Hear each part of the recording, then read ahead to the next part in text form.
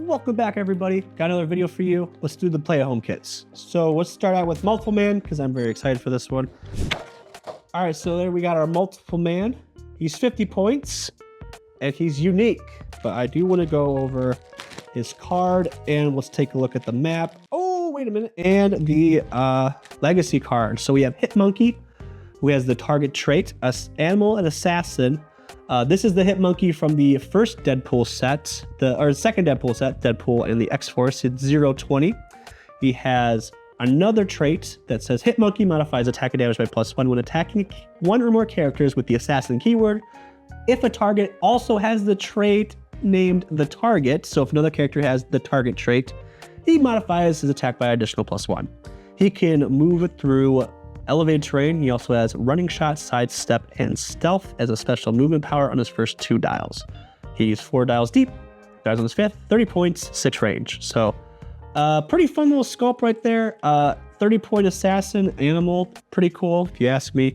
I'm not running to go buy this figure anytime soon, so just if you have it, that's a cool little piece. If you don't, I mean, whatever. All right, so let's not talk about Multiple Man yet. But let's take a look at this map. So I'll try and open her up for you. So let's take a look at this one real quick. Hope you guys can see it. This is probably the best that you're gonna see it. I'll try to do it. Is it supposed to be this pixelated? I'm not trying to be rude or anything, but the this side is very, very pixelated. The environment is. So I'm just letting everybody know that. That's the copy that I got. So if everything else is fine on the other ones, then obviously it was just a mistake on my end. But this one's pretty good. Has quite a bit of elevation. Has not too much blocking terrain. Has some hindering spots here and there. Has some water, which is pretty cool. This is the Canadian Wilderness. I'm assuming that this map kind of matches the iconic set, the Wolverine thing. I think that takes place in Canada. I'm not too sure though. Do not quote me. So that's pretty cool. This looks like it's a little hut over here as well. I can't make it out, but it looks like it's like there's a chimney. That's where the hindering marker is. So pretty cool. I like this map. All right, let's take a look at the other side. So this is the other side right here. Let's see if we can get a nice little picture of that. Okay, I'll take a look at it. Again, very pixelated. I don't know if that's the aesthetic they're going for. If it's an aesthetic choice, then fine. Pretty cool. Nice little open map with some elevated. So I really like this map, actually. It's pretty cool. Water, obviously, if you're a swimmer, obviously you love it. You love to see water. So another option for like an outdoor water map. So, all right, so let's take a look at Multiple Man real quick. Multiple Man has the X-Men team ability, Police team ability, X-Factor, keyword, X-Men, Detective, Police Scientist, and Spy. Generate a Multiple Man bystander, which on the back here, it shows a 6 plasticity, 9 precision strike, 16 and 1. So, and X-Men team ability. When Multiple Man takes damage from an opposing opponent attack, after resolutions, generate a Multiple Man bystander for each click of damage taken. Protect a pulse wave. So you can make a lot of them. That's kind of more reminiscent of the Rise and Fall Multiple Man. He has Army of 1. Choose an action type. Actions of the chosen type given to friendly characters named Multiple Man don't count against your action total this turn. So you could say choose power, choose move, choose range, choose close, and all of those do not count against your action tokens. This stacks with the Multiple Men that are in the original set, the 10-point common Multiple Men's. It also counts for the Pogs, and if you're playing Silver Age, it counts for the Multiple Men from X and Rise and Fall because they all have the Multiple Man name, and that's what it says, named Multiple Man. So he has a special damage power that says Perplex, but only to target himself. When Multiple Man uses it, after resolution, modify the chosen combat value of all friendly characters named Multiple Man by +1 until your next turn. So basically, you choose a combat value, perplex it, that perplexes it all up for everybody named Multiple Man, including the Pogs. So you only get that for 1 on his first dial. After that, he doesn't have that. So he's 6 dials deep, dies on the 7th, 50 points. Has the X-Men team ability, but also the Pog has the X-Men team ability as well. It's really funky. I don't know if it's actually viable, but it is an option. That's the thing I'm thinking about the most. Or just saying a power, or giving him a free action to say all close attacks are free, and then basically having close attacks be free. So, which is crazy too. Let's take a look at the terrain that comes in this one. Okay, so it looks like we have a operation strap table. I don't know what you call these things. You also have it looks like a radioactive box that's blocking terrain. You have two very identical, actually, they are identical, like hindering terrains that are single blocked. Those are pretty cool as well. Obviously, I'll be showing these on screen. You have another one of those. So it comes with those two blocking terrains. Sorry, I missed one. So two of the same blocking terrain, two of the same single hindering terrain, one strap table, and then one 4x2 elevated terrain that actually looks like the shipping container. My assumption is that they're making this because the shipping container, I don't know if they're going to rotate terrain markers or not, but it's a very good possibility. So that's what I'm thinking. Let's take a look at the next one. We have Deadpool and Wolverine. If you are starting out and you're watching this and you're like, holy crap, I want to buy this. This is probably the one you want to buy, because that way you and your buddy can play against each other with Deadpool and Wolverine. So, all right, so we've seen both of these sculpts in the original sets. They're both very, very cool. The legacy card comes in this pack as well. Let's see what he does real quick.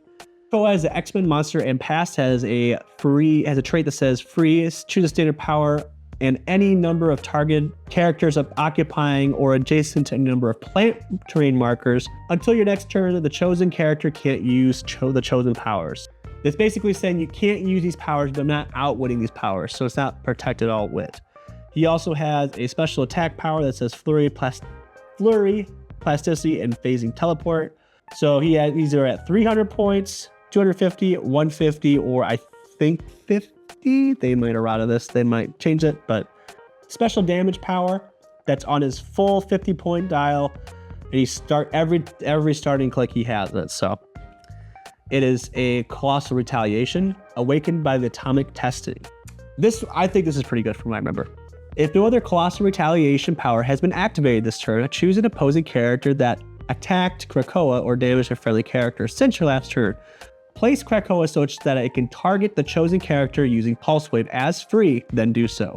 After resolutions, generate a plant hindering terrain marker adjacent to the hit character. This game, those hit markers have when this marker hinders line of fire, characters instead modify a +2. Okay, so this was the other plant terrain marker maker. I don't know where this has a place, but I feel like it does. Having a free Pulse Wave is always really nice. It's not the best Pulse Wave in the game, but Pulse Waving, making plant terrain markers, and then there's so many good characters like Poison Ivy and Man-Thing that I've mentioned in the previous video that just do so much with those plant markers. So very, very, very good. All right, and before we talk about Mr. Deadpool and Mr. Wolverine, let's take a look at the map real quick. Wow, this opposite side's very, very busy, but let's take a look at this side real quick. Get a good shot of it. Alrighty, so it's an indoor. Yep, indoor. It's got some nice, a lot of elevated, some decent blocking, some pretty good, decent hindering as well.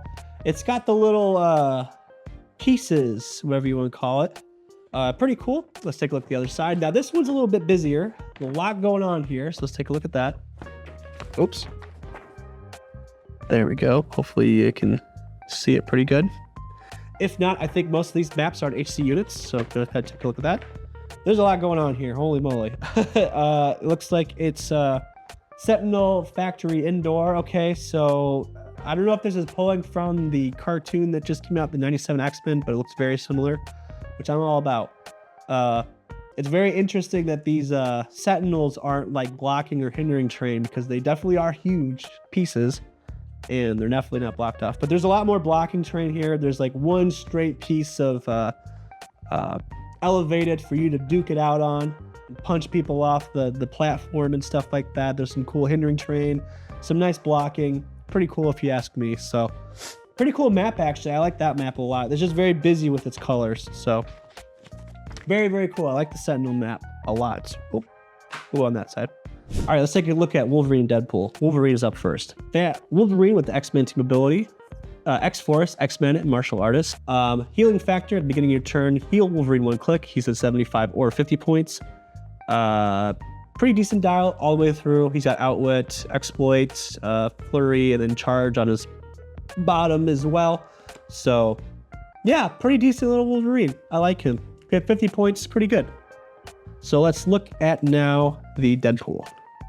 Wild card team ability. He also can shoot even out of adjacency of opposing characters. Tolliver's paying the bills. Or adjacent, yeah, out of adjacency. So yeah. At the beginning of the game, for all friendly characters with this trait, give a mark token to an opposing character. When Deadpool KOs an opposing character with a mark token, score 25 victory points and heal Deadpool 3 clicks. So he is an assassin, so this would stack with the assassin trait if you are trying to make an assassin's team. So basically you could put the assassin and the mark on one character, and if an assassin KOs it, which you would probably be running a full assassin's team, you get 25 points for the target, 25 points for this one, the mark token, and then you would heal him 3 clicks. Special attack power that says Precision Strike, // when Deadpool hits, choose a power on a hit character's card. That character can't use that power until your next turn. Okay, so I kind of like this. Why do I like this? I don't think this makes assassins like viable. I'm a very big supporter of the assassins meta and the assassins teams. This one I think makes it very good. I think Hitmonkey is a very good assassin too. Talon, very good assassin. Okay, so things that we have seen, we get 2 more of the single blocking terrains. Those are pretty cool. So 2 more of them. So a total of 4 between the 2.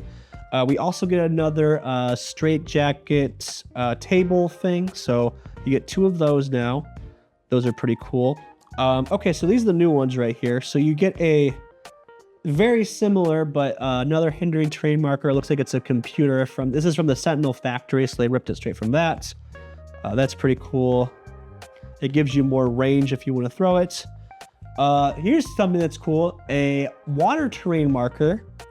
It's a, I don't know what you call these, but the L shapes, whatever you call it. Definitely, if you're running water teams, definitely want to pick up at least a couple of these. And then we have a very long, what looks like casket or something like that, and some blocking terrain. So that's pretty cool as well.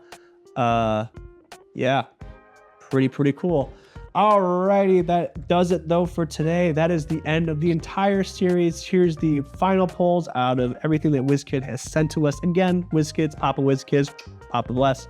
We thank you so much for doing this and sending me this stuff to review to show you guys early. Thank you guys so much for watching and subscribing and liking, and we'll see you next time where we talk about all things Heroclix.